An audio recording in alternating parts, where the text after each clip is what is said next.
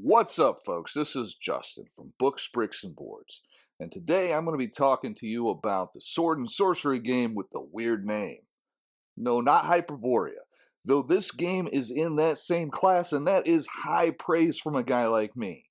When you throw in that this has a better solo mode than Dragonbane, you got me hooked. Let's get into it.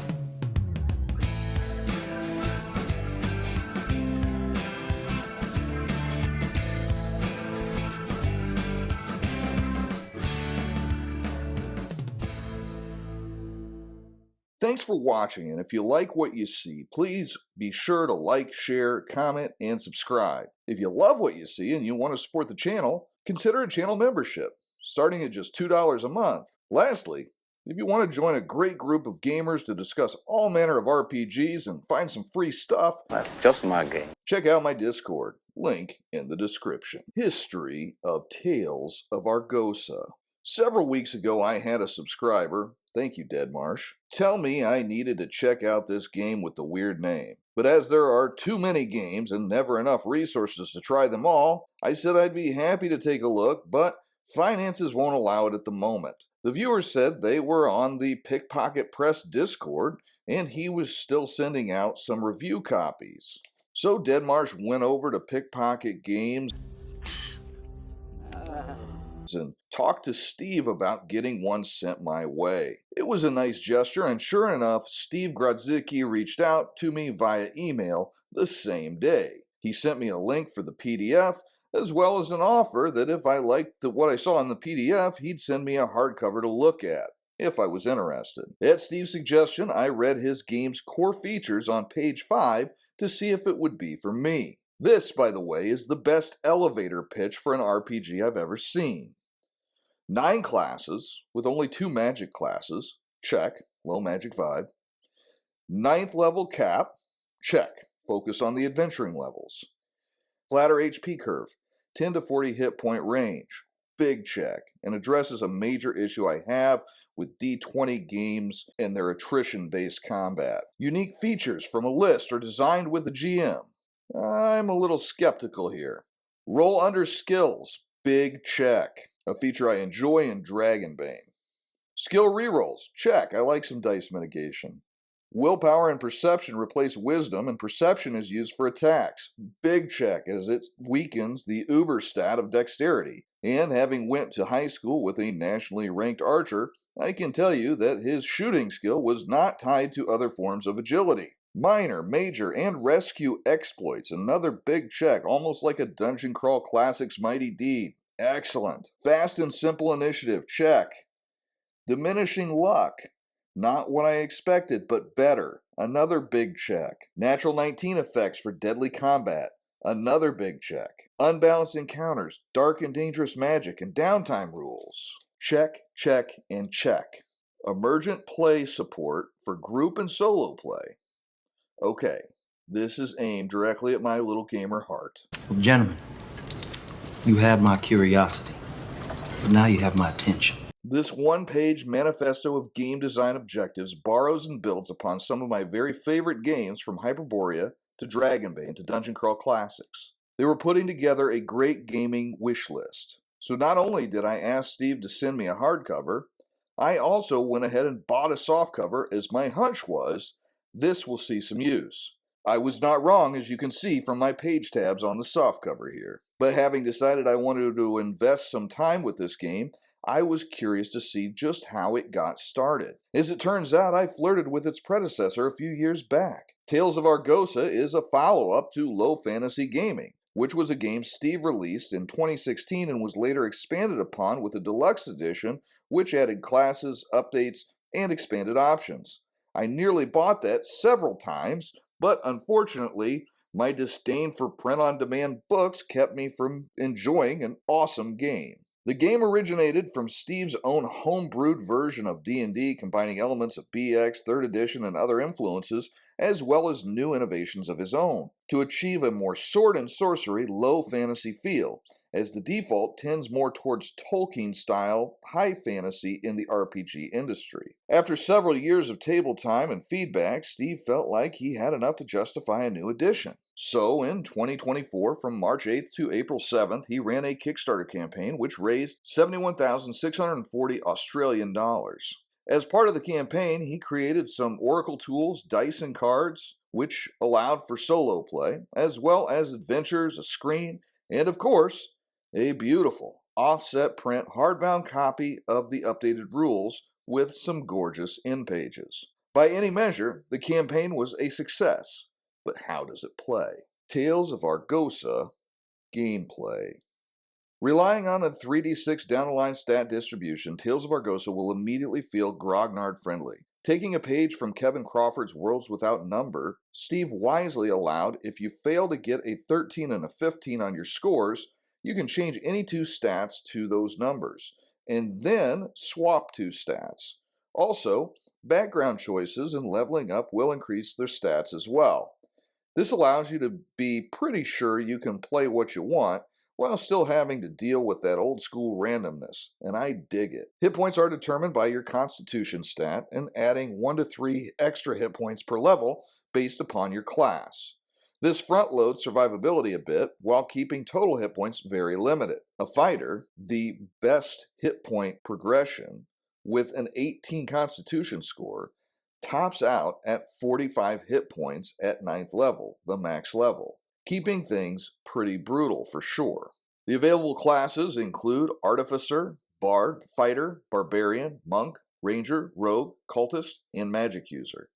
Each offers some great advancement choices like fighting styles for fighters or rage options for barbarians, and they generally just speak to me, other than the Artificer, which feels pretty out of place. Steve described the Artificer as a once-in-a-millennia genius like Da Vinci, but I'm still not sold. Though he did add options to make them alchemists, which definitely feels better to me. For races, we get dwarves, elves, halflings, human, and half-scorn. Scorn are like Neanderthals and offer a new take on the tropes of the genre.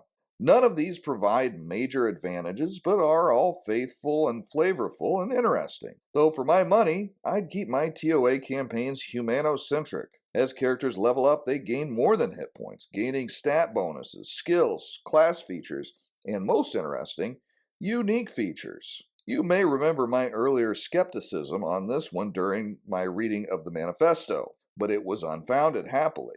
There are 6 pages of samples offering pseudo-multiclassing up to entirely new abilities. They are somewhere just beyond the power level of a feat in most D&D games, and also offer collaboration with the GM to create a truly unique option for your character. I can't fully convey how much I like these. As alluded to, skills are rolled under the attribute with a +1 point bonus and the ability to reroll if you have the skill. Rerolls are based on level, and they're usually limited to a number equal to your character level or less per session. Saving throws are based on your luck stat, which starts at 10 plus half your character level. Typically, you get to add or subtract a relevant stat modifier and roll under to see if you make the saving roll. And when you make it, your luck decreases 1, as you are quite literally running out of luck. Luck is regained at 1 point per long rest, so it is not a quick recovery. Luck rolls can also be made to perform major exploits or rescues, which allow a certain amount of narrative negotiation with the GM, and most importantly, are in addition to a successful attack. You don't have to give up your damage or choose whether to do this or that, and you actually choose to add an exploit after you have successfully attacked. This is on top of your normal results. Many times, RPGs offer a great narrative option like this, but you lose your damage to do it, and damage is generally how you end a fight. Steve made a fantastic choice to allow this on top of the successful hits. Rescues are equally fun and offer a chance to save an ally with a luck roll, but only once a session, so don't waste it. These feel amazing when you pull them off, and there are even minor exploits that don't cost your luck, allowing temporary status effects or narrative advantages. This is a great addition. Movement and ranges use the range band method, being melee, close, far, and very far. You can make it more precise, but I like this more fluid representation of distance and spacing, harkening back to several rules light RPGs like the Black Hack or Sharp Swords and Sinister Spells. Speaking of spells, I love how they are handled. First off, all magic is sorcery, whether from a cultist or a magic user.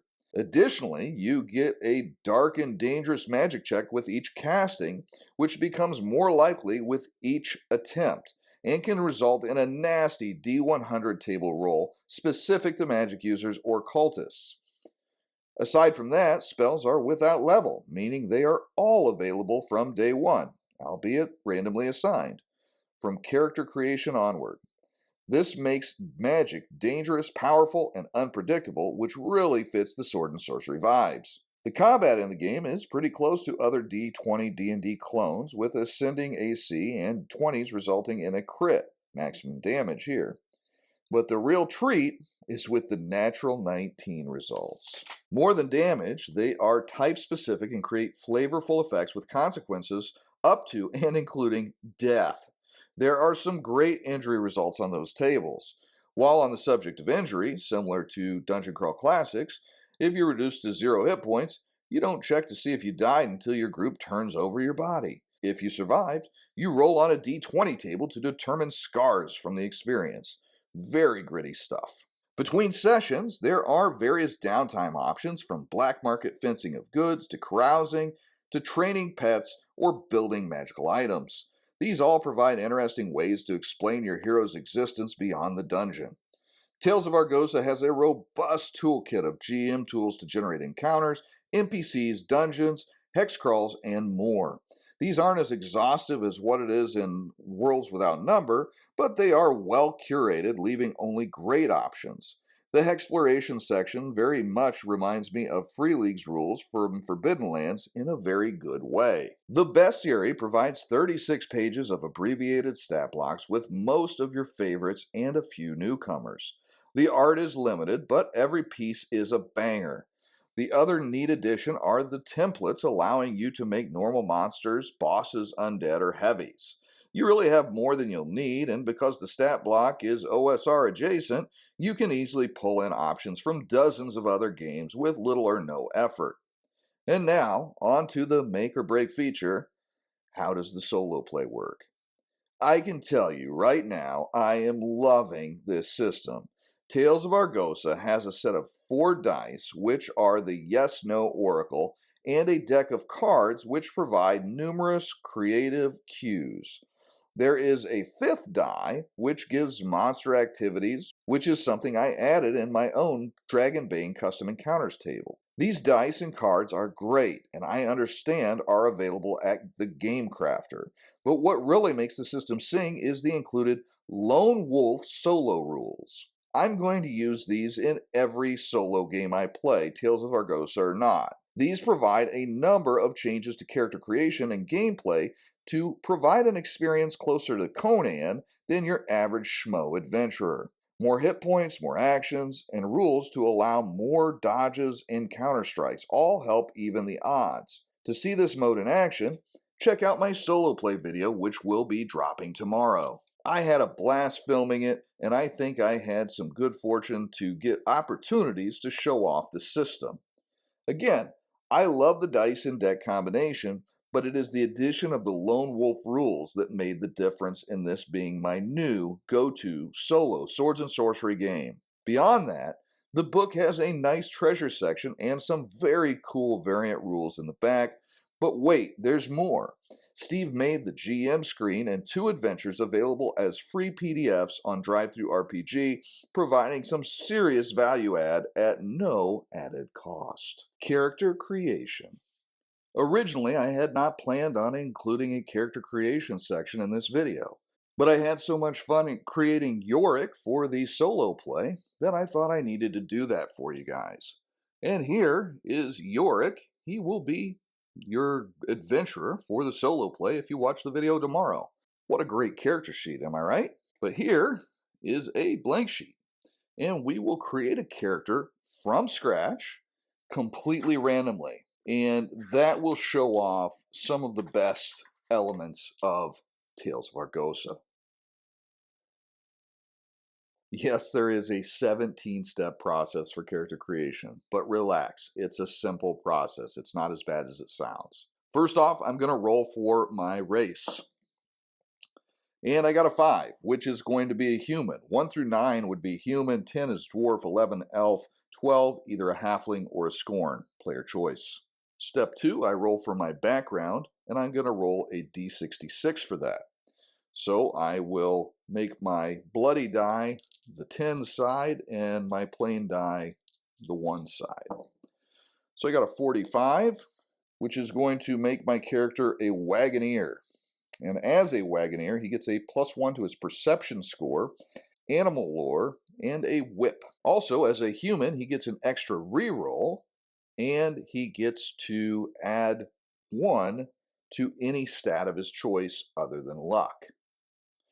So we're going to put a +1 on his rerolls, and we'll have a +1 up here. Now the +1 for being a human can be added any time during character creation, but it can't raise a score above a 16. Now we are on to the familiar part, rolling 3d6 down the line for stats. And we've got a 12 for strength,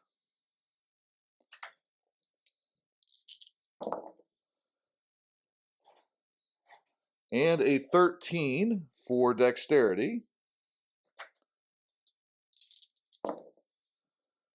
12 for constitution,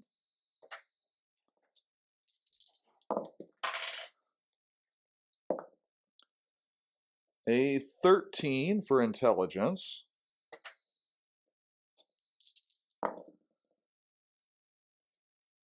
a 12 for perception. These are pretty good rolls.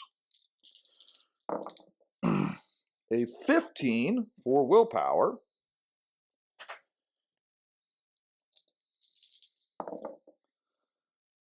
and a 12 for charisma. Initiative is listed in the attributes line, but it's actually an average of 2 different scores, being dexterity and intelligence rounding down. I'm not going to do that just yet because I get to swap 2 scores, and I also get to add 1 to any score and add 1 to my perception. So, trying to figure out what I want my character to be. Right now, he would make a great cultist because he's got a really high willpower, which is similar to wisdom. But of course, I could actually move the 15 to any other score because I can swap 2.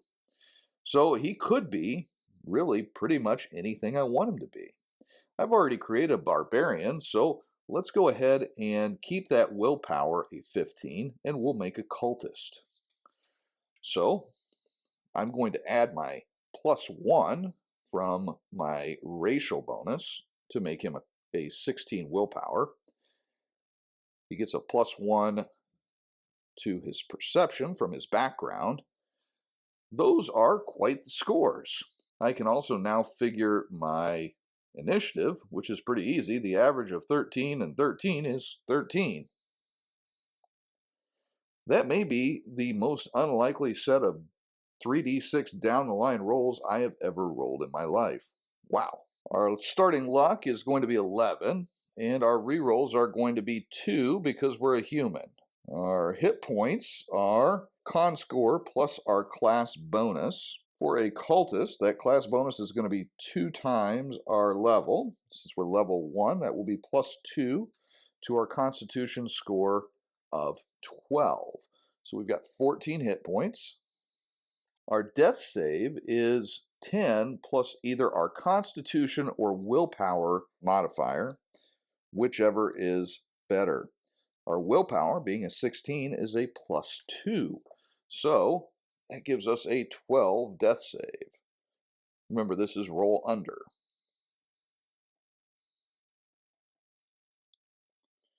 We are just good at a lot of stuff. Now as we go to our class page, we can see what skills we get. For occultist, we automatically get apothecary and divine lore, plus we get to roll on a d10 table 3 times to get 3 more skills.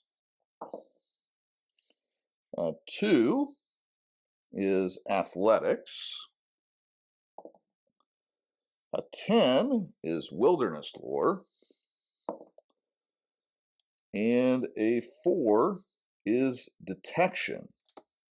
So in Tales of Argosa, for every one of our skills, if we have to roll a check for that, we get a +1 to our stat for that roll, and we are able to spend rerolls. If you don't have the skill, you don't get the +1, and you can't spend a reroll to reroll it if you roll poorly. Now we need to write down our class abilities for our cultist, and he gets some blessings and sacred lore at first level.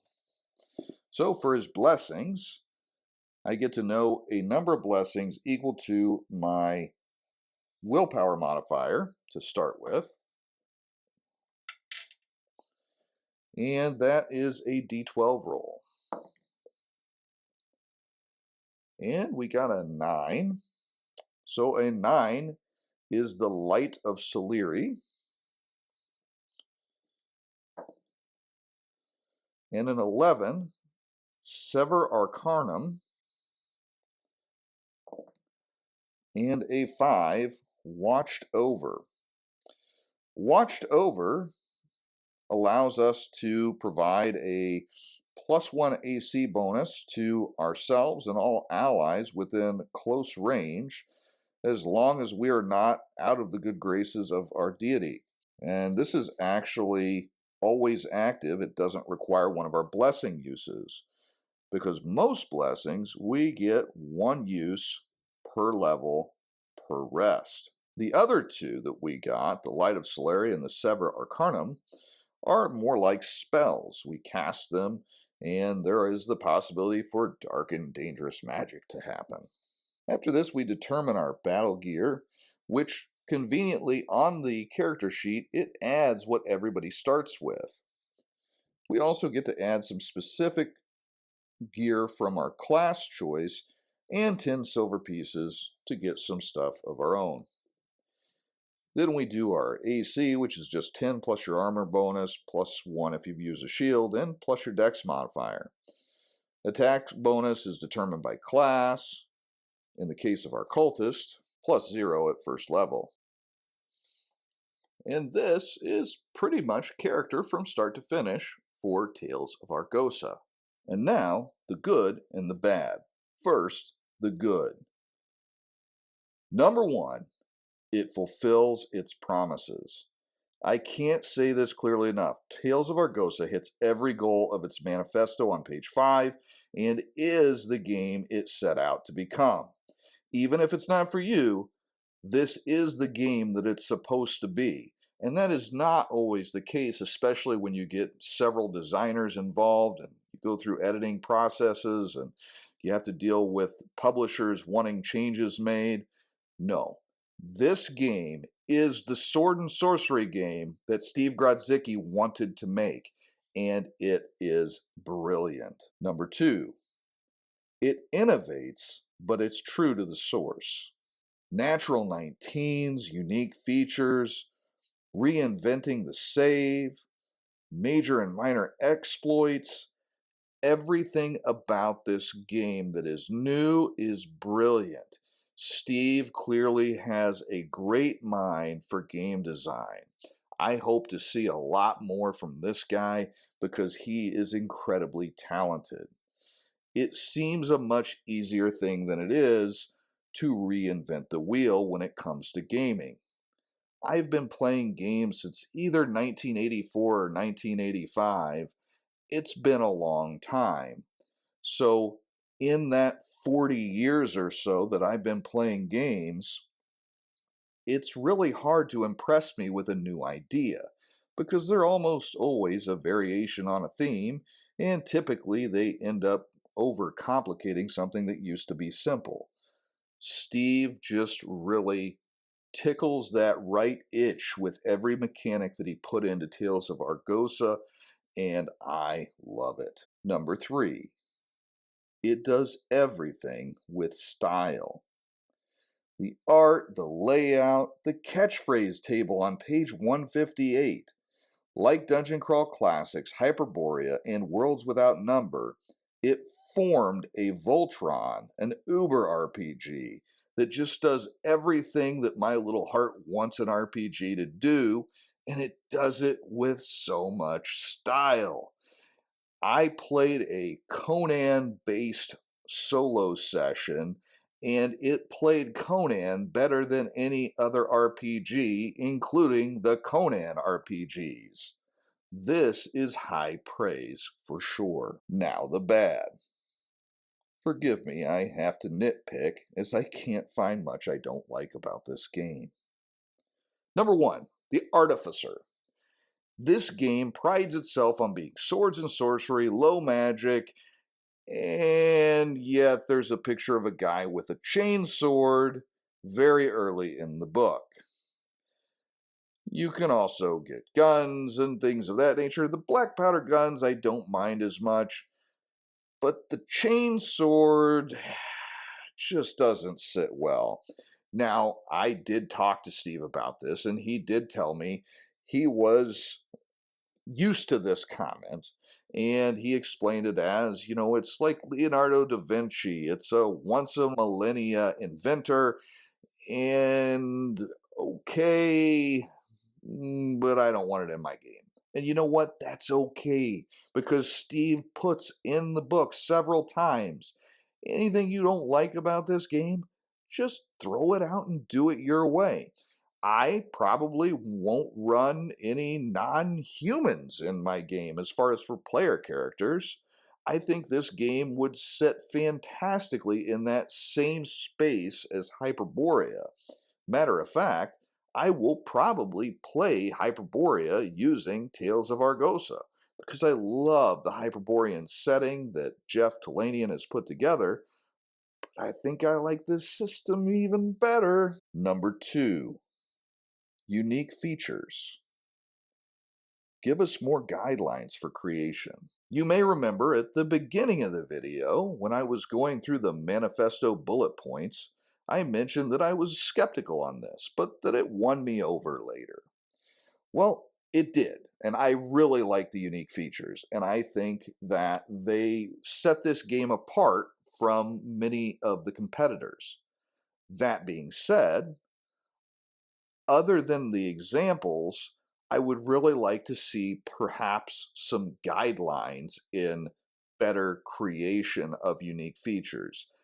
I know this kind of boxes you in a little bit, but for a lot of us, if we had a better idea of what Steve had in mind, or what the levers we shouldn't pull are, perhaps, and maybe that's it. Maybe it's just a limitation on when you're designing your unique features. Let your creativity soar, but don't touch these five things, whatever that would be, just to give us a little more confidence as we create our first few unique features. Otherwise, this is still a great, great addition to the game. Number three, more. Give me more. Seriously, I don't have anything else bad to say about this game. I just want more of it. He's working on, I believe, a box set for the setting. Give it to me. He's working on some adventures. I want them. He wants to do, possibly, if he hears enough from us, another printing of the offset version, the offset print version of the core rulebook. And boy, that would be a dream come true. And you can put my name down, and I will put my money on the barrel when that becomes available. Because while I got this copy free, I paid for this, and I would gladly pay for a third that was that offset print copy from the Kickstarter. This game is that good. Here I am gushing about it in the bad section of my video. I just can't help myself. Summary. Tales of Argosa, like Astonishing Swordsmen and Sorcerers of Hyperborea, won me over in spite of its name. I seriously just need to start trying any RPG with a ridiculous sounding name, as this is twice now that I let that delay my enjoyment of a great opportunity. Tales of Argosa will appeal to newer players because it has great mechanically sound rules. It will appeal to older gamers like me because it lives and breathes Appendix N gritty swords and sorcery feel. If you took this system and placed it in the world of Telanian's Hyperborea, not a hard thing as they are closely related, you might have the perfect RPG to hit every one of my preferences. When you add in those lone wolf solo rules, you have something incredibly special. When I tell you I prefer this to Dragonbane solo, you know I am completely enamored. To my sub, Deadmarsh, He's a righteous dude. that suggested the game and got in touch with Steve at Pickpocket Press, thank you for an incredible recommendation. And to Steve, wow, man, you crushed this one. I'd place the quality of this book against any of the sword and sorcery offerings ever made, a testament to the Appendix N. Legendary D20 members. Look at these absolute legends. Keith Simone, Dengar the Mighty, Joke, Blue Rose Lion, and Mike the Hammer. Special thanks to I Am Not Tim and A Scene D, coming soon. Next video will be dropping tomorrow. That's right, bonus video time, baby. Hail to the king, baby. It's already recorded and ready to hit your screens. That video is a solo play of Tales of Argosa using a widely available board game for inspiration. Be sure to check it out. Next Saturday, I'm going to share my Ultimate Swords and Wizardry video, breaking down the system, versions, inspirations, and where to get started with the game. Beyond that, there are several videos in the hopper, with Against the Dark Master, Shadow of the Demon Lord, Shadow of the Weird Wizard, Kernathalas, and the Black Sword Hack amongst them. I also still have Advanced Tiny Dungeon, the Suede Companions, and the remainder of my OD&D series to complete. So there is a lot on the horizon yet. Until next time, this has been Justin from Books, Bricks, and Boards. Good gaming, and God bless.